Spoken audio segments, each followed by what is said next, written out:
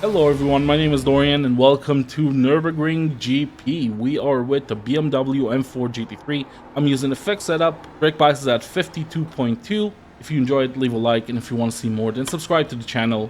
Let's get started.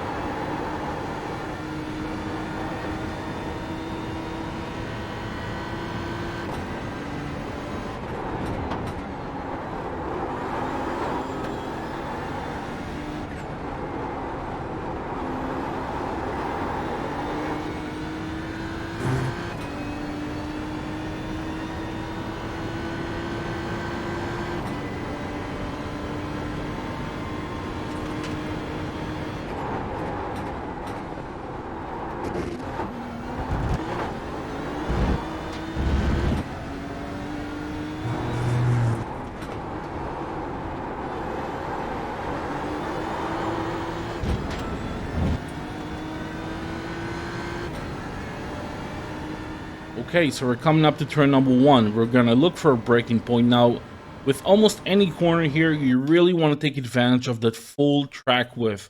You want to go from one side to the other on every corner. There's a lot more speed that you can carry. We're gonna start braking right before the 100, aiming towards the outside curb, pre-keying pretty high at around 90%, then gradually releasing it as I go through the gears. All the way down to second gear at this point, I'm gonna start to rotate the car. I'm still braking, mind you, all the way into first. You want to clip the white line that's surrounding the inside curb here. And as I go through the halfway point, I'm going to go back to the power as the front end kind of lands from the dip. And then I'm going to shift a lot of weight to the rear so the rear end won't snap. So I'm not giving full throttle yet. Just a little bit of modulation, letting the car stabilize. And as I open up the wheel back to 100%, I got plenty of weight on it now. And moving the car abruptly to the right to open up the next corner. I'm going to upshift into third and stay in third. Now, this is pretty much the only car where I really feel comfortable doing that. Mostly, this is a second gear corner, and in fact, it might be a little bit faster if you take it in second with the BMW as well, but it's way harder to put the power down. So I'm going to trail brake a little bit and find the inside curb. And as I do that, I'm going to hold one Mississippi and then start accelerating back out again. You can see how aggressive it is. Almost up to 100%, around 90% hovering, and then coming in fully, letting the car wash out. And again, third is just so consistent here. Now I'm going to brake as light as I dare. There's no visual marker, so you can see right around here is when I'm going to start braking. And I'm going to brake towards the center of the track. And then turn in late into the inside curb. So don't turn in too early. You want to carry the speed from the outside. And as I clip the inside curb, this is just something I like to do. I want to downshift into first just now and hug the inside of the curb the whole way through. I'll put as much of the car on this AstroTurf before I can go back to the power. Right now, I'm already at 60%. The reason for that is just going to open up the next corner a lot. There's a lot of time to gain on the exit here. I really like to hug it the whole way through, carry speed from the outside, lay downshift into first, get that rotation in. That's going to suit you nicely if you want to open up the next corner as much as possible. So 100% throttle at this point. You can see I'm still turning left, mind you. I'm just straightening out the wheel at this point. So this is about as open as you can get this corner to be. Up into second, and as I put in second, rotate the wheel and lift the throttle. Look for that inside curb. Flip this apex, This is as much as you can do that. So let's look at the chase view. Any slight bit more than that is an off track, so keep that in mind. And we're gonna head out to the outside, and again, we're gonna maximize our route by going over this AstroTurf. Again, if you do it a bit earlier than that, it's an off track, so you're really gonna have to get used to the track limits here to make the most out of it. Now, coming into the next corner, I'm gonna brake right at the final cone. We have this cone right here, and I would say between that and the penultimate cone here.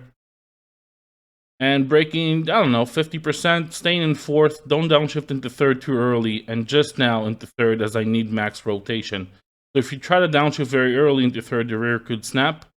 If you just wait on it a little bit, by the time you reach center track, that's a good point to put it in third. It's going to help you hug the inside line and be early on the power. Plenty of revs, the car is accelerating nicely.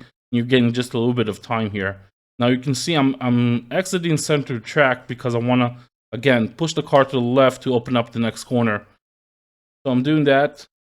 Braking point right around here, I would say. Depends on how much speed you're carrying, but if you reach the end of this curb and you haven't braked yet, then yeah, you're dead.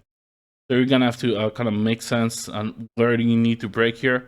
And again, I'm staying in third for the big part of the braking, and when I want to trail brake, I'm gonna put it in second. That's gonna give me a nice amount of rotation, plenty of weight on the front tires, be pretty early on the power. So I'm grabbing this inside curb, not really clipping the red and white stuff, just the white line here.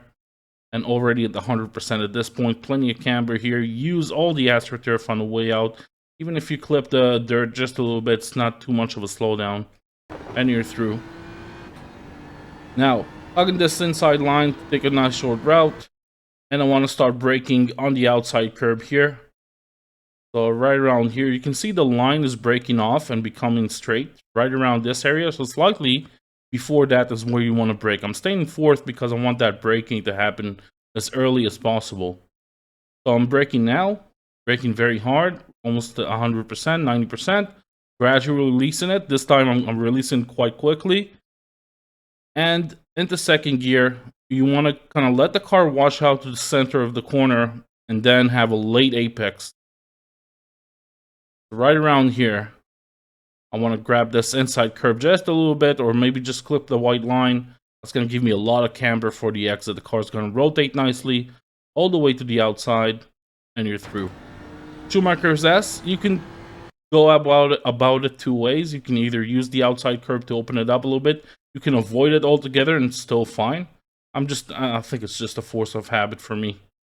And you want to be as close to this white line. Don't really clip the inside curve. I find it doesn't really give anything. And in fact, with some cars, it becomes very inconsistent if you try to do that. Just taking a nice short route, nice clean straight line through Schumacher's S. Now, we're going to put two wheels outside the white line here just to open up the next corner as much as possible. Brake slightly before the 100. Call it the 120-ish. So this area right here. Don't go all the way to the edge of this AstroTurf because that will be an off track, by the way.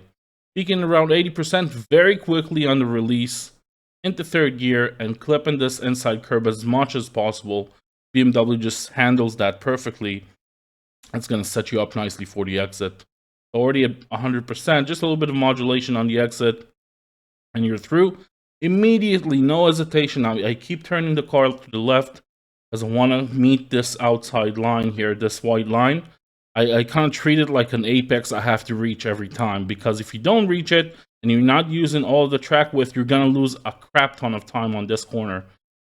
So I want to go all the way to the outside, already trail braking even before the car is straight. I'm not peaking the brakes at any point. I'm just trail braking here, staying in third gear, and just trail braking for a very long time until I can find this inside curb. And as I do, I'm going to start to kind of feel the car out, see if it has some rotation on power.